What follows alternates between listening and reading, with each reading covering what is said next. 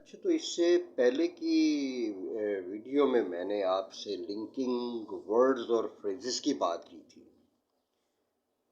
वो मैंने इंग्लिश में, चूँकि वो सारा कुछ बताया था, तो मैंने लैंग्वेज प्योरली इंग्लिश यूज़ की थी। लेकिन हम में से बहुत सारे ऐसे हमारे स्टूडेंट्स होते हैं जिनको थोड़ा-सा अंडरस्टैंडिंग में मसला भी हो सकता है, तो मैं चाहता हूँ कि इसको बिल्कुल क्लैरिटी के साथ कम्युनिकेट किया जाए। तो मैं ज़रा आज इसको थोड़ा-सा उर्दू में भी डिस्कस करता हूँ। ये लिंकिंग वर्ड्स और फ्रेजेस आपकी राइटिंग और स्पीकिंग में बहुत ही इम्पोर्टेंट होते हैं। अब चूँकि जब हम रीडिंग करते हैं या लिसनिंग करते हैं, इंग्लिश की लिसनिंग करते हैं या रीडिंग करते हैं, तो वहाँ भी अगर आप देखें तो लिंकिंग वर्ड्स और फ्रेजेस का बहुत ज़्यादा एक्सटेंसिवली यूज़ होता है, क्योंकि ये आपकी कम्युनिकेशन में एक बहुत ज़बरदस्त किस्म की ब्यूटी पैदा करते हैं और आपके सेंटेंसेस को प्रोलॉन्ग कर देते हैं, कॉम्प्लेक्स बना देते हैं और वो बहुत ज़्यादा मीनिंगफुल हो जाते हैं। आपकी कम्युनिकेशन की एक ब्यूटी बढ़ जाती है। तो देखिए, जब भी हमने अब ये जो लिंकिंग वर्ड्स और फ्रेजेस, ख़ास तौर पे मेरा तो फोकस है आईएलटीएस और Pearson test of English, PTE जिसको कहते हैं, पियर्सन टेस्ट ऑफ इंग्लिश। और आईएलटीएस चाहे एकेडमिक हो चाहे जनरल हो, लेकिन इसके अलावा भी हमारे जो बिजनेस कम्युनिकेशंस में जो बड़े बड़े एग्जेक्टिव्स हैं या लोग जो मुख्तलिफ पोजीशंस में होते हैं, उनको फॉर्मल लेटर्स लिखने पड़ते हैं, रिपोर्ट्स लिखनी पड़ती हैं, ईमेल्स लिखनी पड़ती हैं।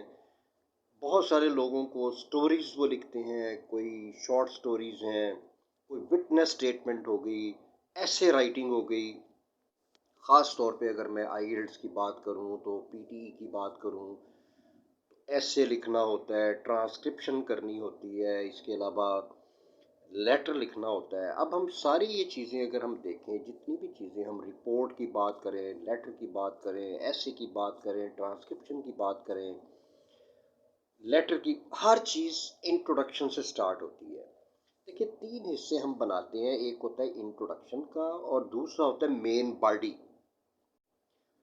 और आखिरी पार्ट जो होता है ना वो वो हमारा होता है कंक्लूजन का। लेटर में हम उसको कह देते हैं कॉम्प्लीमेंट्री क्लोज। अब आप देखिए कि जो इंट्रोडक्शन हमारी होती है वो एक पैराग्राफ की होती है। अब पैराग्राफ क्या होता है? We combine the words together to make a sentence. First of all actually we combine the words to make a phrase.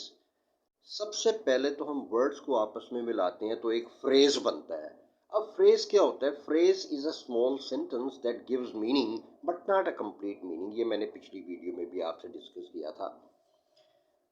और फ्रेजेस और वर्ड्स को आपस में मिलाते हैं जब, तो हम एक सेंटेंस बनता है। कम से कम 2 वर्ड्स होंगे तो एक फ्रेज बनेगा। और इसी तरह से जब हम वर्ड्स और फ्रेजेस को आपस में मिलाएंगे तो सेंटेंस बनेगा और सेंटेंसेस को जब हम आपस में जोड़ते हैं तो हम पैराग्राफ हमें मिलता है। अब पैराग्राफ जो है ना उसमें हम सिर्फ एक पॉइंट डिस्कस करते हैं, सिर्फ एक पॉइंट डिस्कस होता है। मैं फिर रिपीट करता हूँ, एक पॉइंट डिस्कस होता है एक पैराग्राफ में।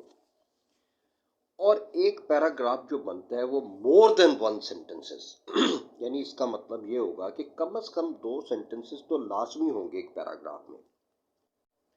जो आपकी इंट्रोडक्शन होती है वो एक पैराग्राफ का होता है। और जब हम मेन बॉडी, इसके बाद आ जाती मेन बॉडी, और मेन बॉडी में हमने डिटेल बतानी होती है। हमने उसकी जो भी हमने इंट्रोडक्शन की, जो कि पैराफ्रेजिंग की शक्ल में हम करते हैं, सिनोनिम्स को यूज़ करते हुए करते हैं, उसके जब हम मेन बॉडी पे आते हैं, जब हम उसकी डिटेल बताते हैं, तो वो कम से कम 2 पैराग्राफ्स का तो लाजमी होना चाहिए। मेन बॉडी जो है ना वो कम से कम 2 पैराग्राफ्स की होनी चाहिए। अब एक से ज़्यादा पैराग्राफ्स जब हम मिलाते हैं तो फिर पैसेज बनता है। अब ऐसे में आप जितने मर्जी पैराग्राफ्स कंस्ट्रक्ट कर सकते हैं, लेकिन एक से ज़्यादा पैराग्राफ होगा। लेकिन चूंकि हमारे पास वर्ड्स की लिमिट होती है, हमारे पास टाइम की लिमिट होती है, लेकिन अगर आपने CSS का ऐसे लिखना होगा, चूँकि उसमें वर्ड की आपके पास अवेलेबिलिटी ज़्यादा है, तो आप मेन बॉडी के ज़्यादा पैराग्राफ्स बना सकते हैं। लेकिन मैं IELTS वालों को और PTE वालों को ये सजेस्ट करूँगा कि 2 पैराग्राफ्स में ही आप मेन बॉडी को कंस्ट्रक्ट करें और एक आखिरी पैराग्राफ होता है जिसको हम कहते हैं कंक्लूजन, और इसमें आपने सजेशंस देनी होती हैं। तो इस तरह से हम राइटिंग करते हैं। तो ये चीज़ें आप ख़ास तौर पे ज़रा याद रखिए।